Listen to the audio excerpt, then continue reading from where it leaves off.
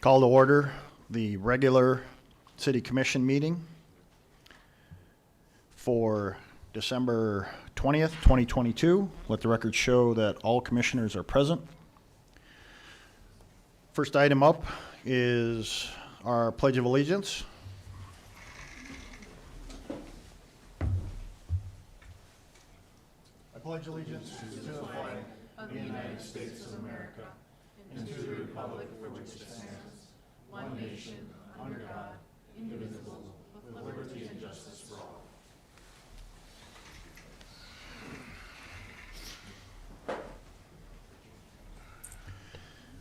Welcome, everyone. The first item up this evening is the order of business. Mr. Dossinger, are there any changes to the order of business? Good evening, Mr. President, members of the Commission.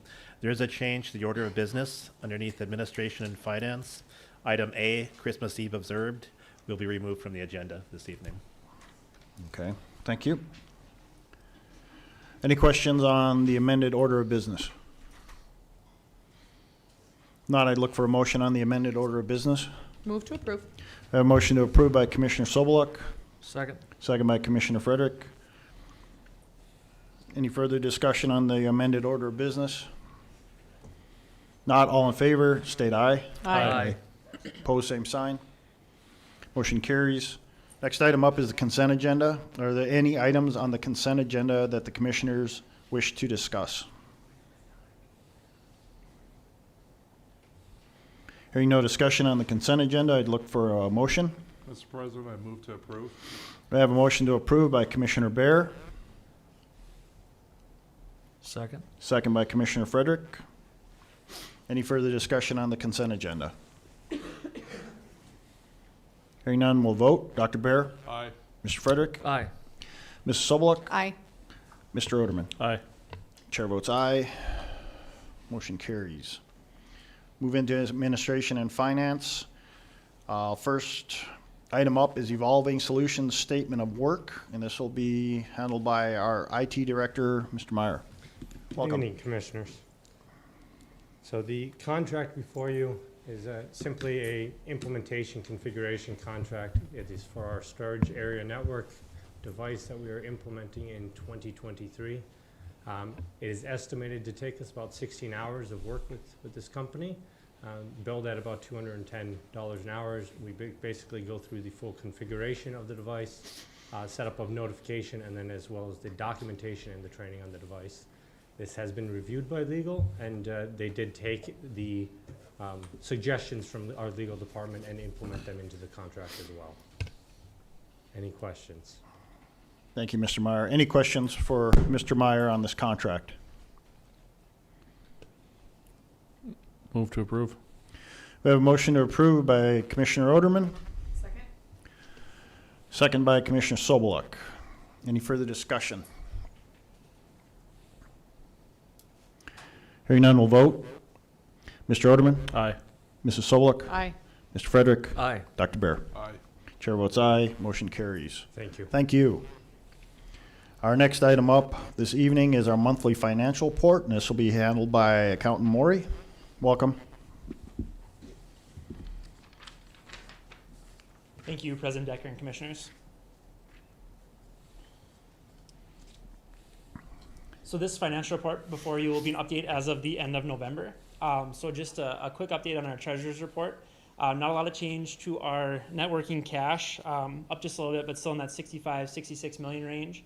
Our unassigned cash, we're down about 400,000 to 9.3 million, which again, we're predicting to be more in the about $8 million range to end the year. So trending in the right direction there. We added a little note on the bottom there. I just wanted to let the commission know we just had our interest rates on our checking accounts go up to 2.3% for the year. So that's on the 66 million. So before we would have been getting about roughly 90,000. We should be closer to 120,000 a month on that 65, 66 million there. So just wanted to give an update on that. And then our investments, again, no major changes here. In next month, I guess 2 months from this report, in January is when we'll see the major changes there, when you'll see the distributions from a lot of those plans go out. And then the first revenue slide I have here is our 1% sales tax. So the green line is 22, red line is 21, and the blue line is 2020. So you can see the green line fairly significantly higher than both 2020 and 2021. November of 22 is 105,000 higher than November of 21, so about a 23% increase there. Through 11 month total, we're about 852,000 higher in our 1% sales tax, so about a 16% increase through the first 11 months.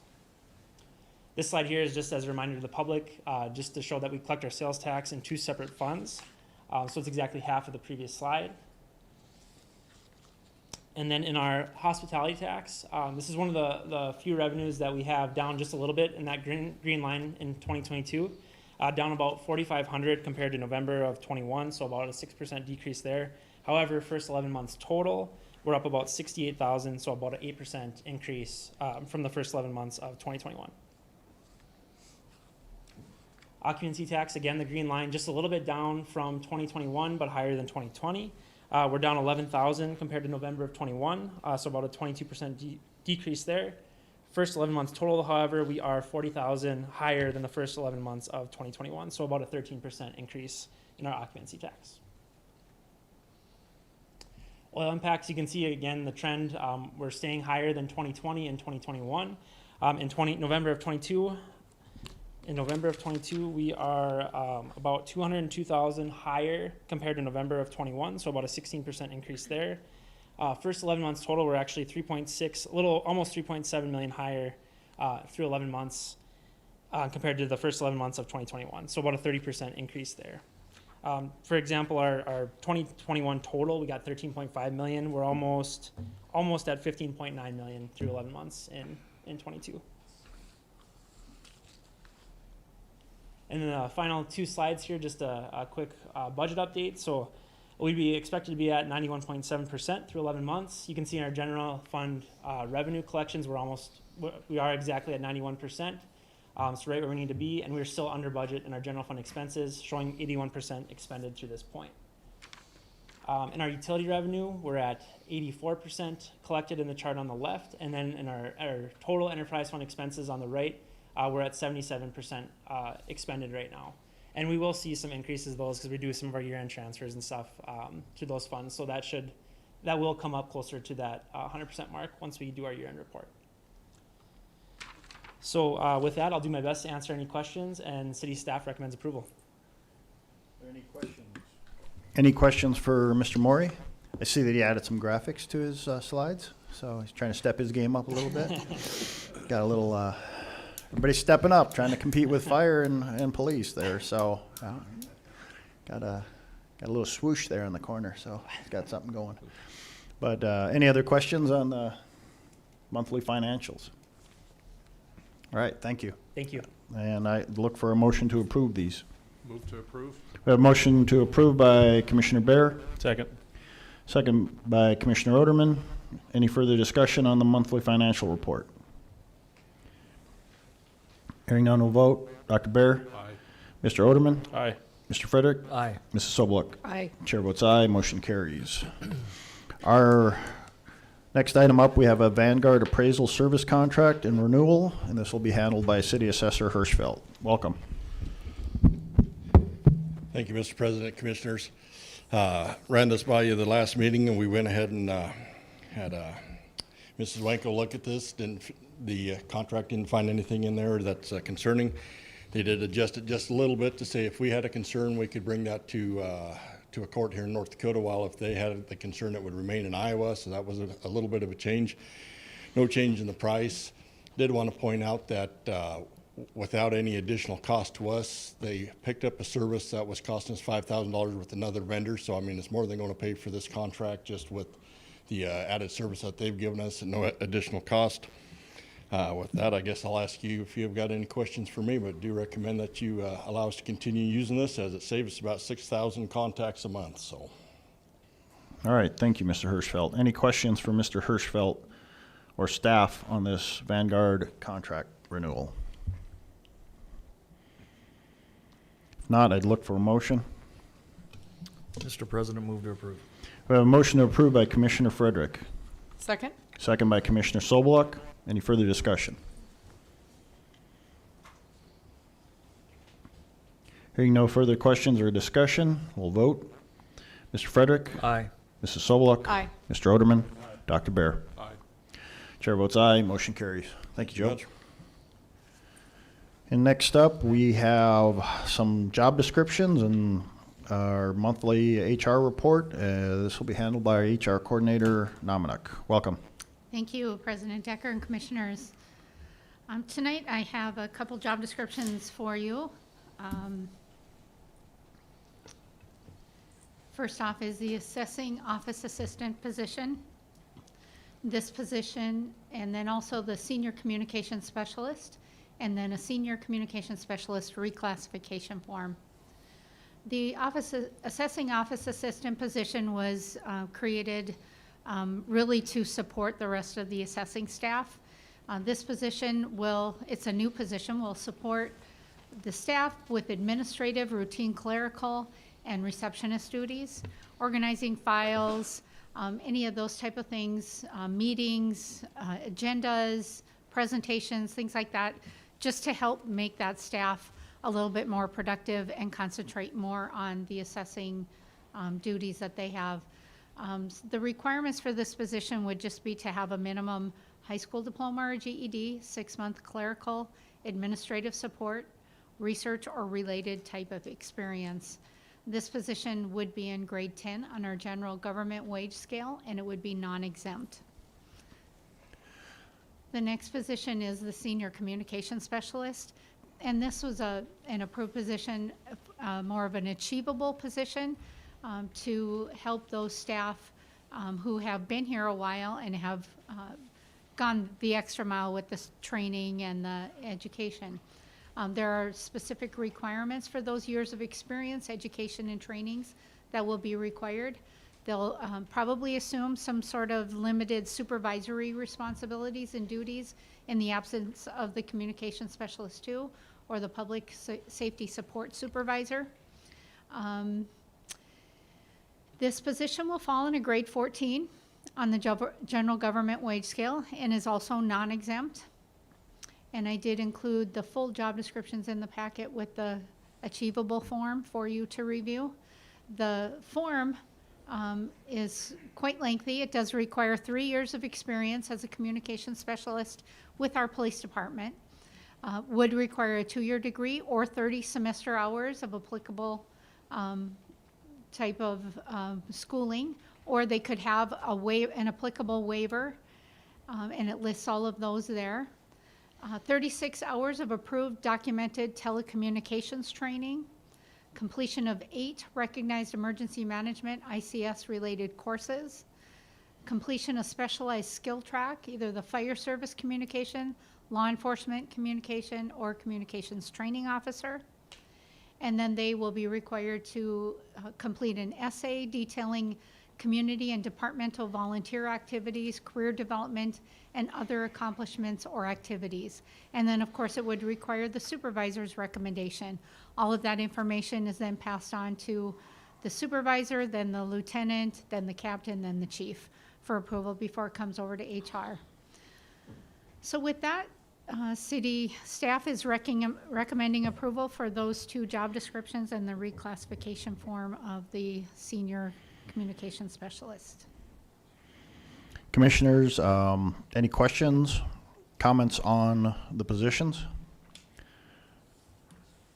I did wonder when we approved the assessing office assistant, and I was informed by staff we actually approved that last year and a position was not filled. So that was actually on the 22 budget, not the 23. So it's sat empty for this year because of some reorganization. And with the senior communication specialist, I think it's long overdue.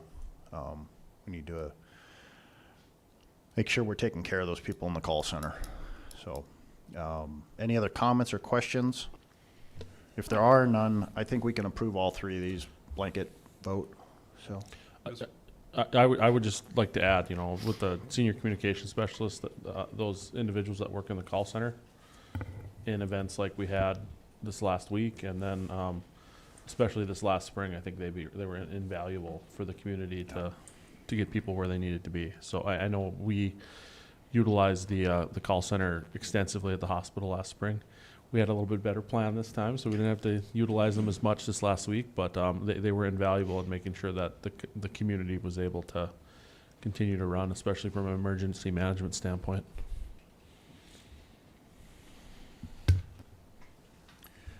So if there are no further comments or questions, again, I just look for a motion to approve both job descriptions and the reclassification form. Move to approve. Motion to approve by Commissioner Oderman, Second. second by Commissioner Bear. Any further discussion?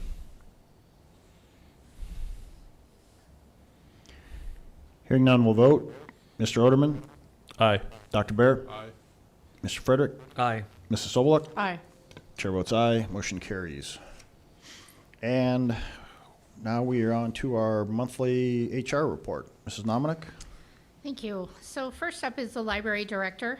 We did fill that position. Danielle Capel will take that position. Will not be on January 9th, as the report says, but it will be a couple weeks later than that. We have 3 current positions, library positions open, and we are advertising that right now. One of them is a new position for the library, and the other 2 have moved on to director positions elsewhere. We have a limited hour library assistant positions open. We did fill one of them, and we are interviewing for the other position right now. The planner position has been extended.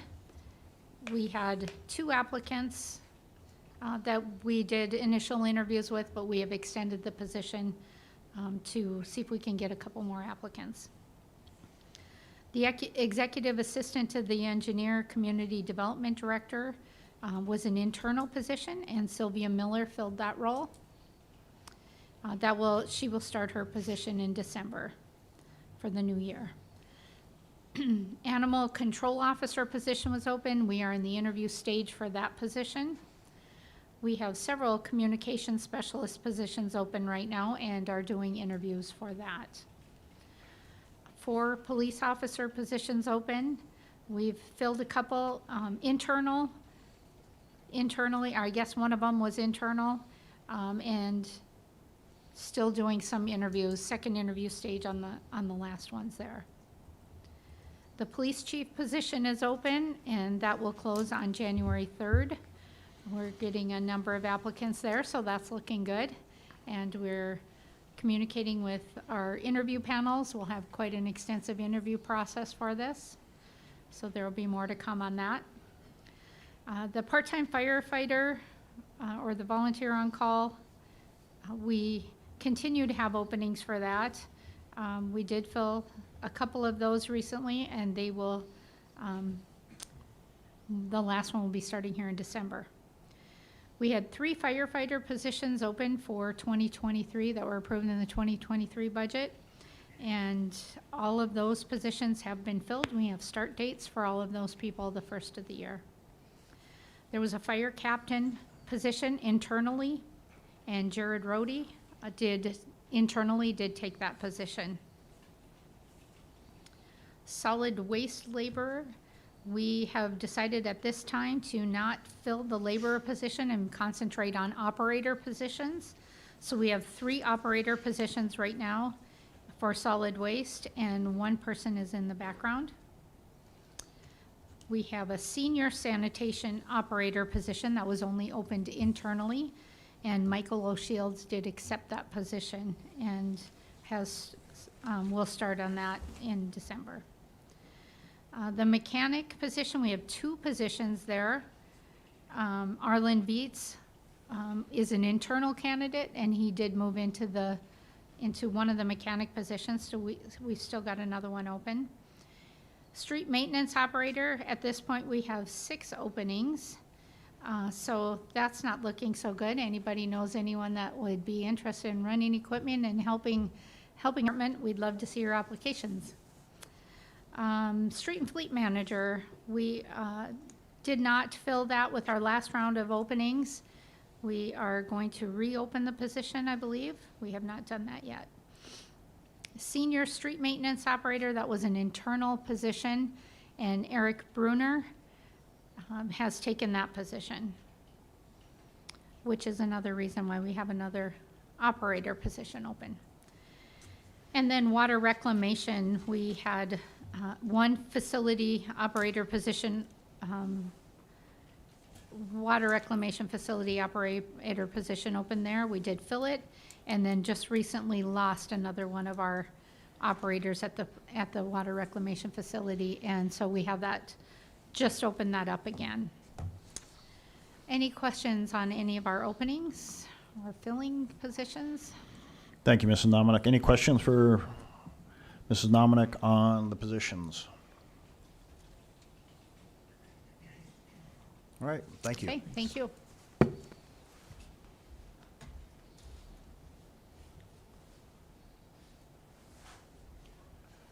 Our next item up, we'll go to public safety, and we have our Chapter 13 amendment from the fire department. Consideration to approve the second reading and final passage of ordinance number 1766.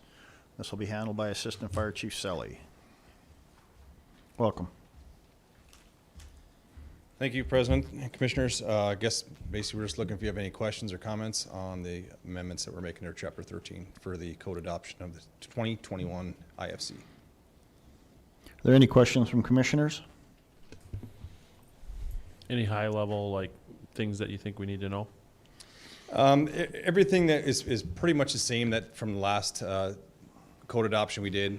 We still did remove that section that we had issues with the year before with the 300 occupant load in existing assemblies that served alcohol.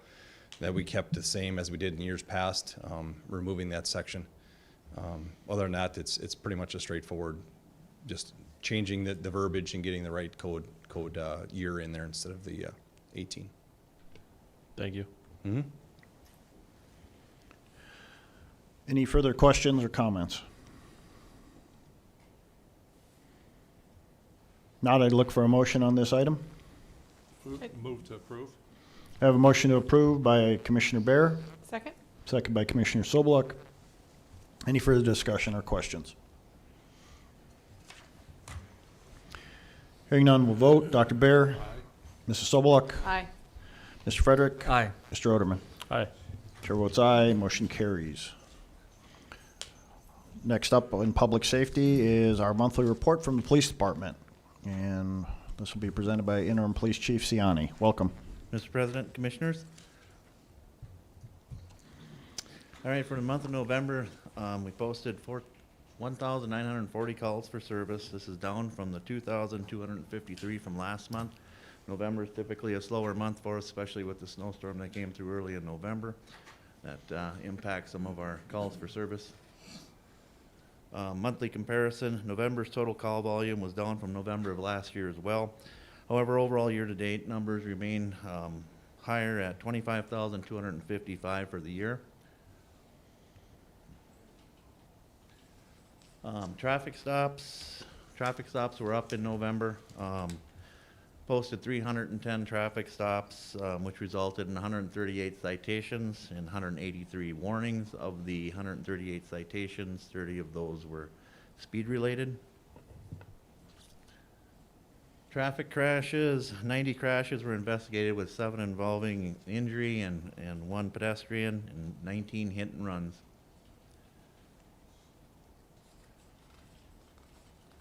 Arrests were down slightly from last month, but not too terribly. We had 157 arrests, which is down from last month, but up from November of last year, as you can see. Arrest classifications, some November arrests consisted of we only had 2 felonies in November, which is a good thing. However, our misdemeanor arrests were up at 93 misdemeanors and 9 infractions. A lot of those are resulting in some domestics. The domestic seems to increase as the winter progresses for the time spent together in the home, so pretty typical of an average year. Couple of notable incidents. Domestic related stabbing incident resulted in the arrest of the juvenile and sent a 32-year-old Dickinson man to the hospital. The Dickinson man was treated for a large laceration to his back, was later arrested for misdemeanor domestic simple assault. following his release from the hospital. The involved teen was arrested for felony domestic aggravated assault and transported to the Youth Correctional Center in Mandan. On a other incident, a 37-year-old Dickinson man was arrested for felony domestic aggravated assault and resisting arrest after beating and kicking his female companion to unconsciousness outside of a local bar. The victim was treated for injuries at the ER and is making full recovery. The male suspect was lodged at the Southwest Multi-County Correctional Center. Another thing I wanted to note, I mentioned the fentanyl issues we're having in town. Last month, we did come up with some methamphetamine that was laced with fentanyl as well. So some of the meth users are coming across that, causing overdoses that they didn't expect. Some of them don't use fentanyl, so when that's mixed in there and they're unexpected, causes overdoses. Some of this methamphetamine is a crystalline substance, and it can be noted that the crystalline has some traces of pink or red in the crystal. So that's how to identify that, so the general public is aware of that. Criminal investigations, detectives had somewhat of a breather in November. They were actually only called out 4 times, which is really good for them. They've been busy throughout the year, and they've got a lot of paperwork. Their paperwork load is immense, and it's taxing on them. This totals 86 call-outs for the year, compared to 60 last year. They're still on pace to have a big year for call-outs. These last call-outs consisted of 2 aggravated assaults, which mentioned in notable incidents that they investigated, 1 death and 1 sex assault. New case loads for them. They opened 24 new cases in November. These cases range anywhere from 3 search warrants, 2 aggravated assaults, and shots fired investigation amongst the others listed there.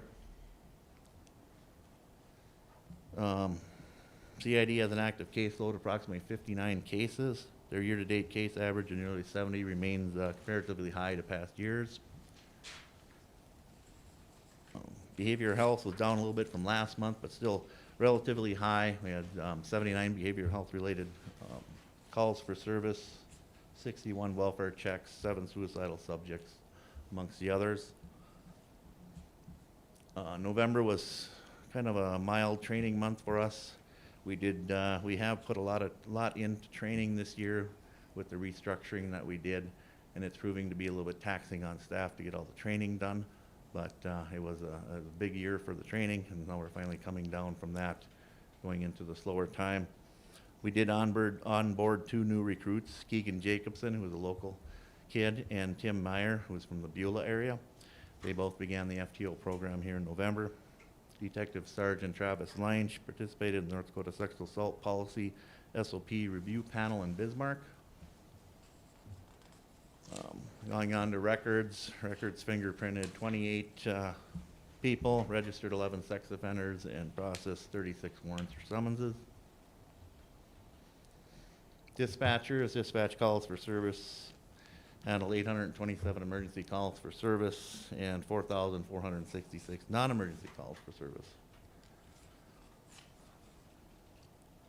Animal control handled 105 calls for service. 68 of these calls were being related to stray or animal at large once again. 64 animals were impounded, ranging from 36 dogs to 28 cats. Only 9 animals are currently at the pound, so they're doing their best, rolling those out as usual. SROs handled 31 calls for service at Dickinson High School, resulting in 8 juvenile summonses and 3 adult student arrests, typical of juvenile violations, but these kids are 18 and still in high school, so that's why they're noted as adults. 33 calls for service were handled at Dickinson Middle School. That resulted in 3 juvenile referrals. 11 calls for service were handled at the elementary level, resulting in 2 referrals to CHINS. CHINS is Children in Need of Service, the new program that the state rolled out, proven to be not a very good program, for the record. November community relations included DHS classes came and toured the Public Safety Center. We provided instruction at the Dickinson High School dual credit law enforcement class. Fifth grade DARE started at Jefferson. There were a number of presentations at Dickinson Middle School. And a very successful Thanksgiving food drive was also conducted from the police department in November. We actually had 18 full meals delivered, and big thank you to the community. Christina's office especially was instrumental in getting these meals together, and the staff who donated to the cause. Very beneficial to the community. And we had to assist the fire department in getting Santa to Prairie Hills Mall, so we took care of them in that aspect. Usually we do that by ourselves, but they requested assistance. I was gonna ask what bet you lost right there, but, Big thank you goes out to Farm Credit Services. They had a $5,000 grant awarded to the police department for SWAT breaching equipment, and to One Oak for their donation of $10,000. That's going to be used for digital forensics equipment associated with internet crimes against children investigations. So that was a good month for donations and grants. November included Veterans Day, and we are honored to be working with alongside 13 veterans within the police department. And I'm going to go ahead and name those veterans because I think it's important. Aaron Bates, Andrew Stidham, Blaze Schrader, Brandon Stockey, Christian Sanders, Jared Blaine, Jesse Hellinger, Jeremy Moser, Justin Frederick, LaShawn Pickstock, Mike Hansen, Mike Heiser, and Troy Mahusky. Thank them for their service. No Shave November we participated in.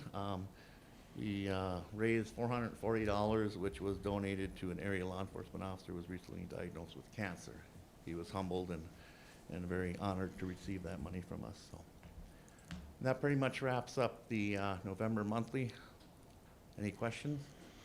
not a question, but it's just a comment. I just saw that, I think it's Sergeant Pickstock just Yes. returned from the Texas border. He has returned and he's back to work. He had some reacclimation time in state. He actually was, I forget the whole length, it was just over a year he was down at the southern border. So we're glad to have him back, and he went through some reacclimation training within the police department and is back on the street. So right. happy to have him return. Good to have him back, so. Chief, I would ask about No Shave November. Did you guys do like a competition on best between you and the fire department? They blow us away in that. They only get once a year to grow this stuff. Them guys are going all. Well, the but way I don't see the line item for like mustache wax or beard wax in your budget, but you guys must have a pretty big one there. Okay, all He right. was carrying that stuff around with him for a while himself, so don't let him fool you. All right. Thank you. It is 5 o'clock, so it's public hearing and public comments time. And the first item up at 5 o'clock is we have a presentation from Park and Rec Annual Report, and this will be handled by Mr. Benjamin Ray. Welcome. All right. I wasn't sure if they had the slides up there, but I appreciate you having me here today, President Decker and commissioners. Though I will apologize, I did not realize there was a competition on design of slides, so you know that I'll remember that for the next time I'm up here. There we go. So this will work for me. So just a few things that I want to go over, particularly related to the West River Community Center. This first slide here demonstrates where membership has gone over the last few years. And I will note, because it's not listed on here, in February of 2020, prior to the start of the pandemic, that was the highest number of membership month that the community center had ever had. So just to kind of put in perspective what this has kind of meant for the community center. You can see in the blue there through the last half of 2020, a significant decline, and then continuing also the orange into 2021. It kind of bottomed out last fall before we started to see that trend back up again. And you can see that on the gray bars there, that's 2022. We've seen a significant increase there. On the far right, you'll see November, which actually was much better than even 2020 where we were at that point. So I think we'll continue to see that trend as we go forward here.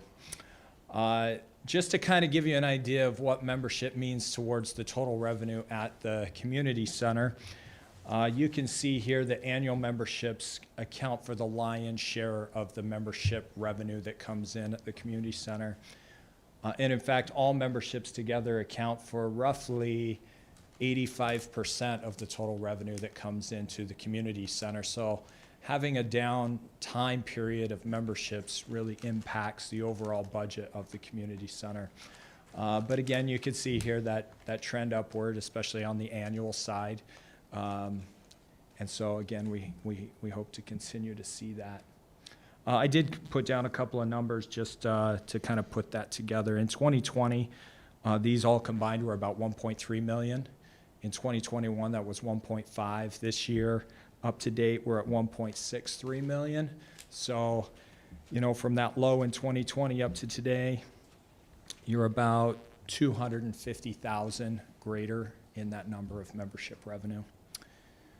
On this next slide here, you'll kind of see over the past 3 years, revenue versus expenses, obviously trending up on the revenue side, but also in expenses. That's been one of the toughest challenges, is to kind of find the balance of those areas.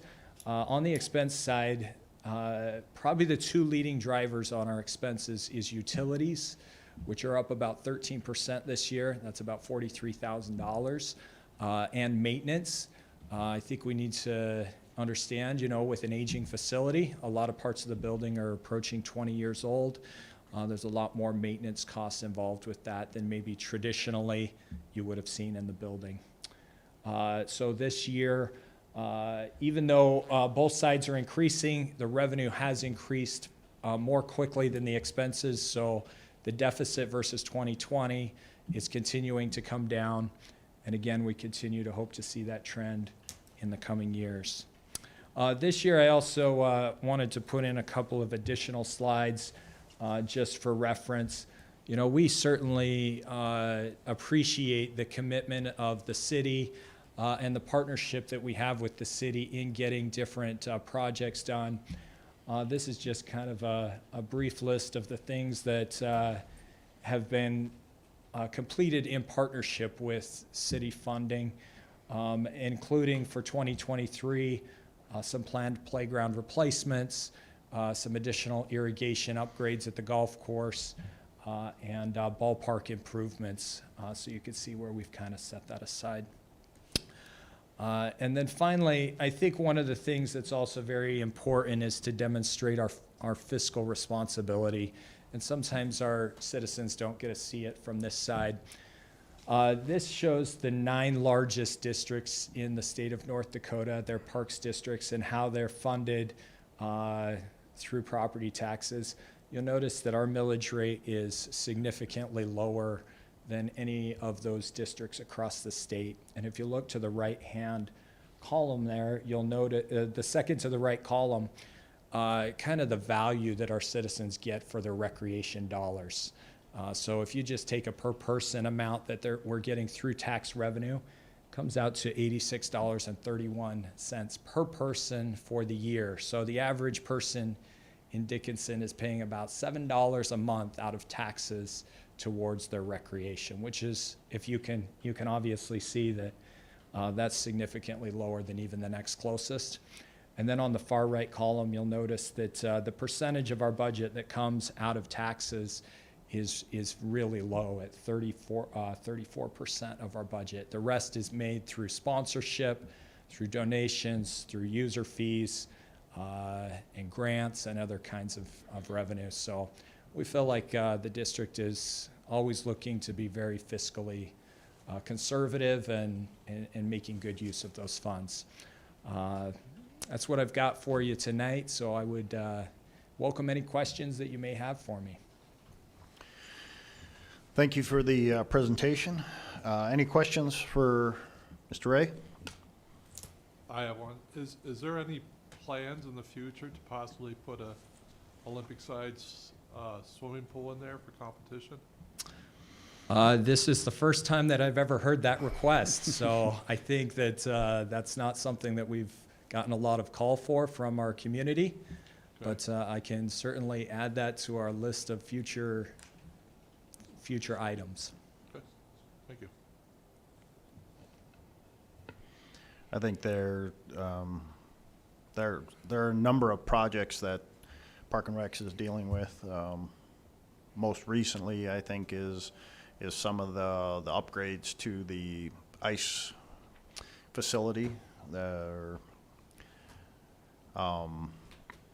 chiller's in need of some major renovation, and then they're also, because of the explosion of the amount of participants in that program, that most of you are aware of, they're looking at a third sheet of ice. I know we've gone back and forth, and I've attended, and Commissioner Soboluk has attended some meetings, trying to hash that out, trying to figure out what would be the right thing to do for that program, because it is so large. I mean, we have more kids than Bismarck in our hockey program.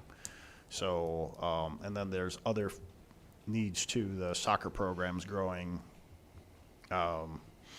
leaps and bounds, so they'll need some additional facilities, as are, I know the youth baseball programs too are probably outgrowing their facilities. And then with the addition of the new softball complex, and soccer complex, which we had the ability to tour before the snow hit.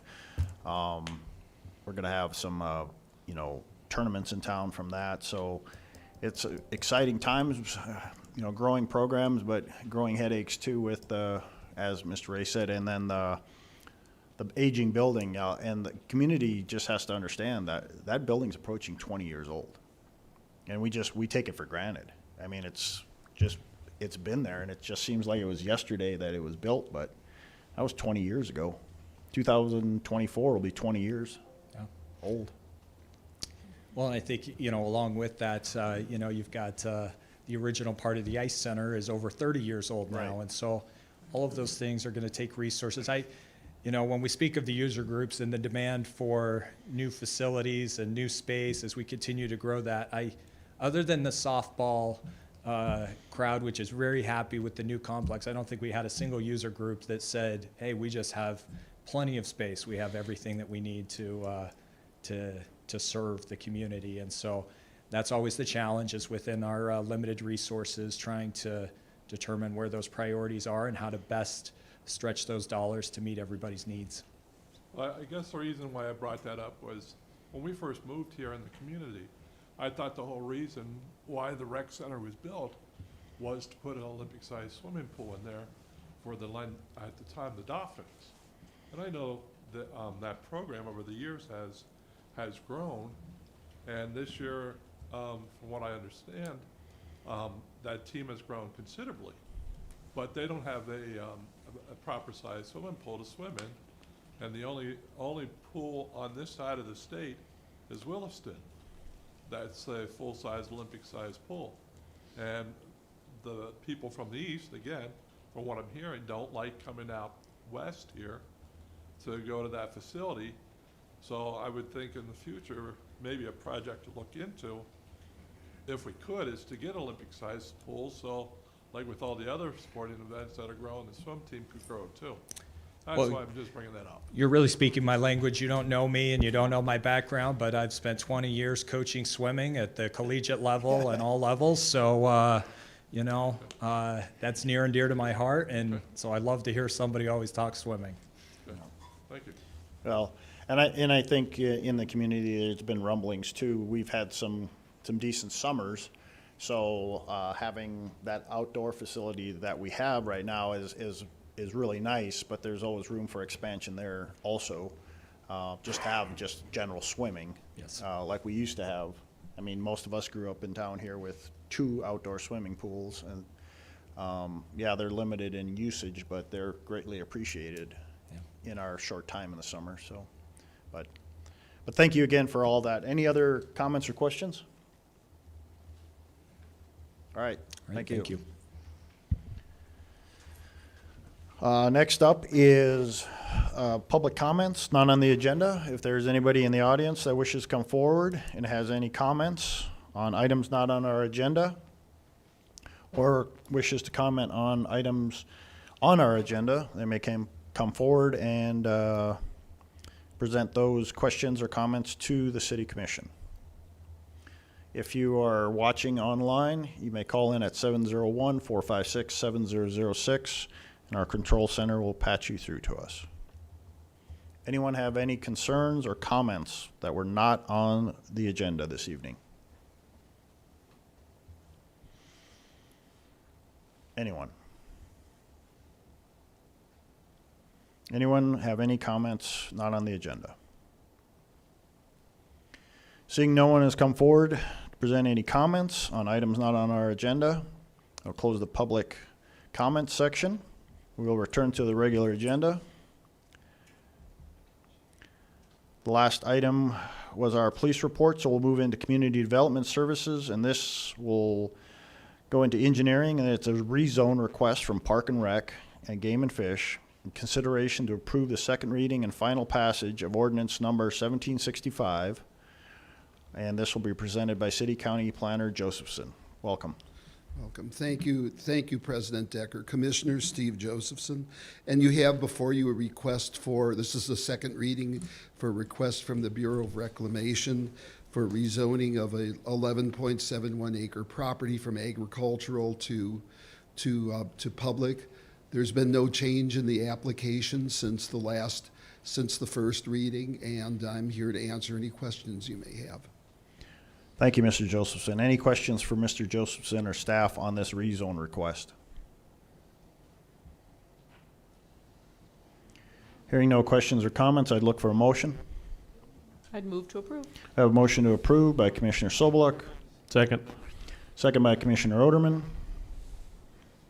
Any further discussion?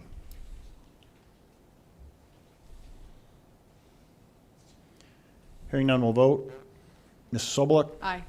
Mr. Oderman, Aye. Mr. Frederick, Aye. Dr. Barrett, Aye. chair votes aye. Motion carries. Thank you, Mr. Josephson. Thank you. Have a good evening. You too.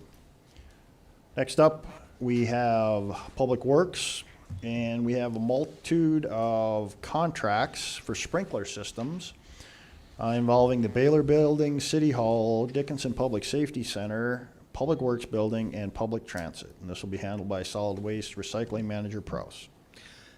Good evening, President, Commissioners. As you said, I have a multitude of contracts in front of you. I'll just do a recap on all of them first. These contracts are with Nova Fire Protection Systems. It's testing and inspection of our sprinkler systems in the buildings that do have sprinklers. The cost associated with these inspections is driven by the number of fixtures in each unit and the amount of time that they have to go through for the inspection purpose and making sure everything is working. So there are varying costs.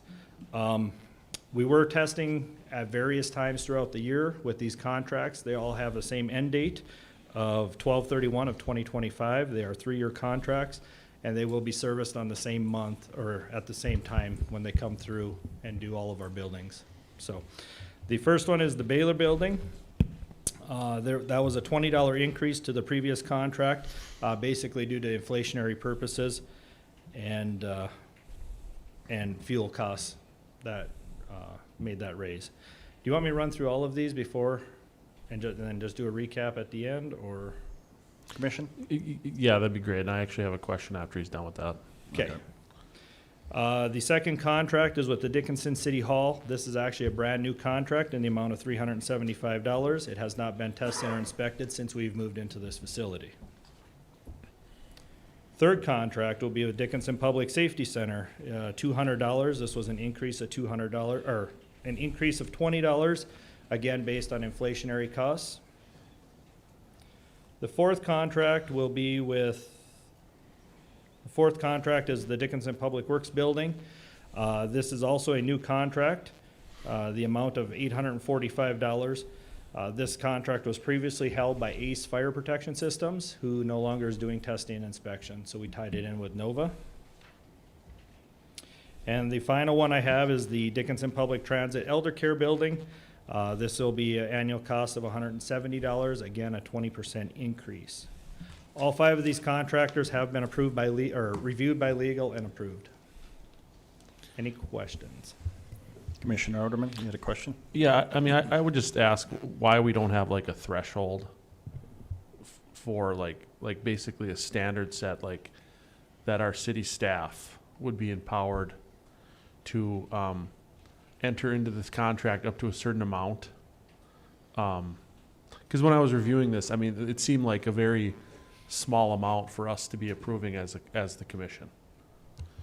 Commissioner Oderman, I believe the request from the past was that contracts would be brought forth to the city commission. That was a commission request in the past. If that's a policy or procedure you guys would like to change, we certainly could entertain that. Was that an ordinance, or just? No, that was just That was a request by the request by the commission in the commission. past, that all contracts would come to us. Okay. So, Yeah.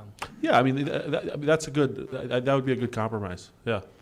To me, it just seems like it's, I think Yeah. on these smaller ones, Yeah. probably putting them in the consent agenda would probably be appropriate.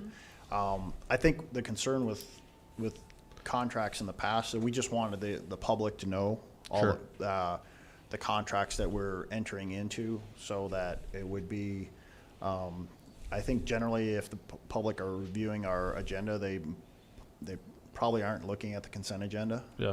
you know, so we just wanted to make sure that we were upfront with every contract Sure, that we're yeah. awarding, so. I mean, could we set a threshold? And we can talk about that at a future meeting. I was just curious as to, because $200 seemed like a very small amount for the commission to, yeah, I think it just goes back to it's a contract, so. yeah. Can we, I think we can approve them as approve a all group? these, yeah, they're okay, basically. I'd move to approve these 5 contracts. We have a motion to approve by Commissioner Oderman, Second. second by Commissioner Bear. Any further discussion or comments?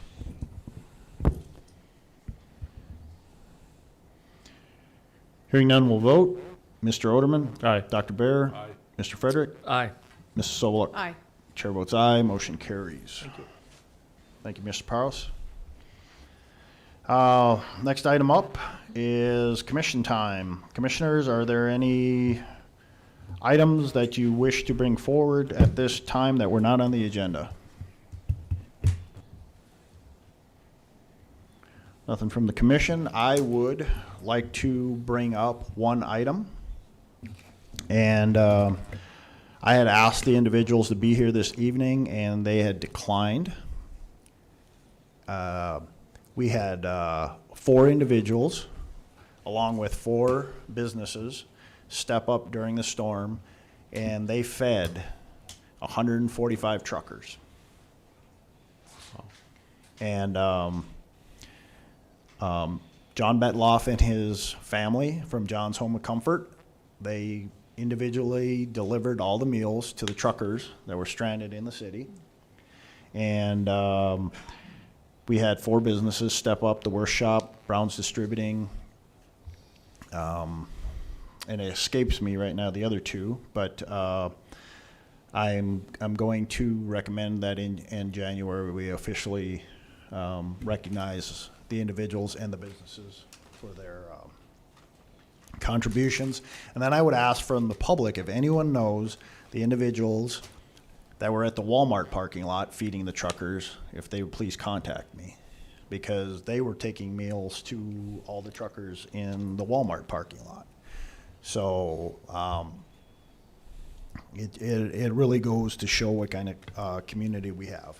I mean, they stepped up, and I'm sure those truckers were very appreciative. I mean, they got put in a bad situation, and I would also like to commend city staff on their performance again during the storm. I have heard nothing but praise for the snow removal and how protective services worked and emergency services. So kudos to everyone on getting out there and keeping the city operating and keeping it a safe place. So. I would have one question for maybe Mr. Proust or Mr. Zuroff. How's staff doing? Because I mean, we've the record November and December. How's morale? How's the attitude there? Because this could be a long winter. Good evening, Commissioners. Right now, I think staff is good. You know, as you saw in the HR report, we're down 6 individuals in street.